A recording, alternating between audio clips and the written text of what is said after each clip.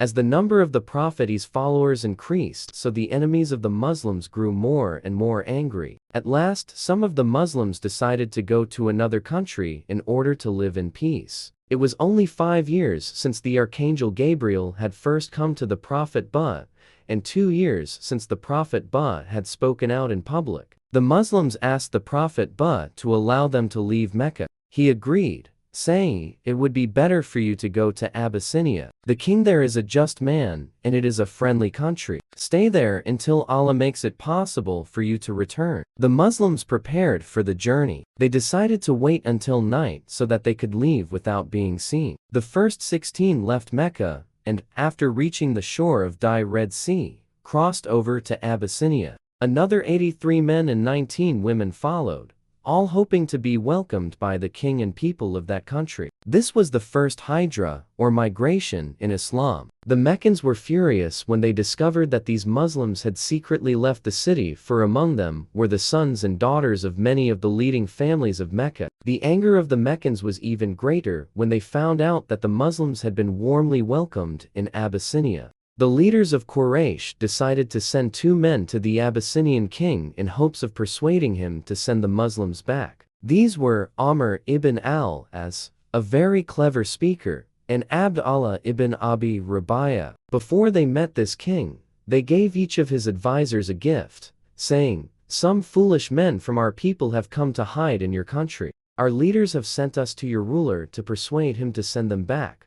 So when we speak to the king about them, do advise him to give them up to us." The advisors agreed to do what the Meccans wished. Amr ibn al-As and Abdallah ibn Abi Rabi'a then went to the king and presented him also with a gift, saying, "Your Highness, these people have abandoned the religion we have always followed in Mecca, but they have not even become Christians like you." The royal advisors, who were also present, told the king that the Meccans had spoken the truth, and that he should send the Muslims back to their own people. At this, the king became angry and said, "No, by God, I will not give them up. Those who have come to ask for my protection, settled in my country, and chosen me rather than others, shall not be betrayed. I will summon them and ask them about what these 2 men have said. If the Muslims are as the Meccans say, I will give them up and send them back to their own people. But if the Meccans have lied, I will protect the Muslims." Amr was very the life of the Prophet Muhammad, peace and blessings of Allah be upon him, 30 upset by this, for the last thing he wanted was for the king to hear what the Muslims had to say.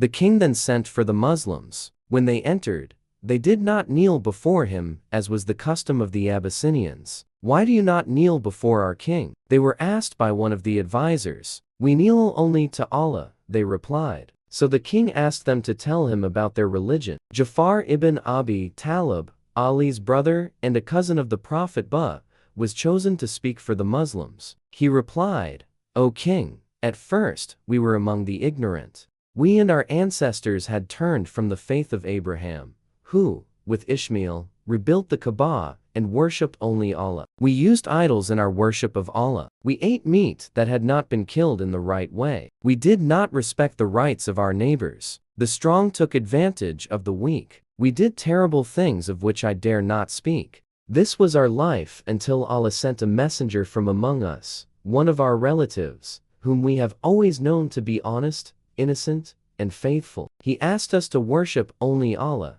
and to give up the bad customs of our forefathers. He asked us to be truthful and trustworthy, to respect and help our neighbors, to honor our families, and to put a stop to our bad deeds and endless fighting. He asked us to look after orphans. He ordered us not to slander or speak evil of women or men. He ordered us to worship Allah alone, and not to worship anyone or anything else alongside him. He ordered us to pray, to give alms, and to fast. We believe he is right, and therefore we follow him and do as he has commanded us. The Meccans began to attack us and come between us and our religion. So we had to leave our homes, and we have come to you, hoping to find justice." The king, who was a Christian, was moved by these words. Amr had to think quickly of a way to win the argument. Cunningly he said to the king, "These people do not believe in Jesus in the same way as you." The king then wanted to know what the Prophet Bah had said about Jesus. Jafar replied by reciting a surah from the Quran which tells the story of Jesus and his mother Mary.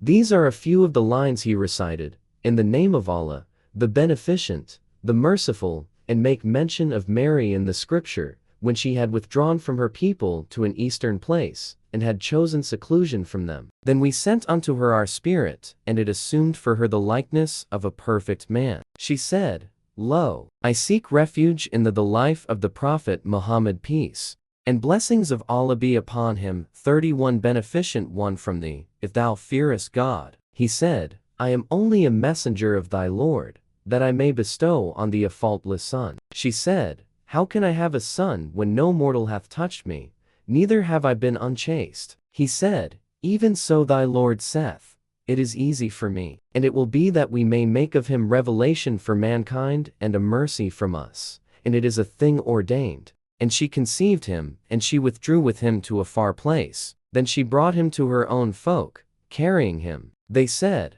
"O Mary, thou hast come with an monstrous thing. O sister of Aaron, thy father was not a wicked man, nor was thy mother a harlot." Then Mary pointed to the child Jesus. But they said, "How can we speak to one who is still in the cradle, young child?" He said, "Lo, I am Allah's servant. He has given me the book, and made me a prophet. He has made me blessed wheresoever I may be, and he has enjoined me to pray and to give alms so long as I live, and likewise to cherish my mother. He has not made me arrogant, unblessed, peace be upon me, the day I was born, and the day I die, and the day I am raised up alive." Quran 19, 1633. When the king heard this, his eyes filled with tears. Turning to his advisors, he said, "These words have surely come from God. There is very little to separate the Muslims from the Christians. What both Jesus and Muhammad, the messengers of Allah, have brought comes from the same source." So the Muslims were given the king's permission to live peacefully in his country. Amr was given back the gift he had presented to the king, and the two Meccans returned home,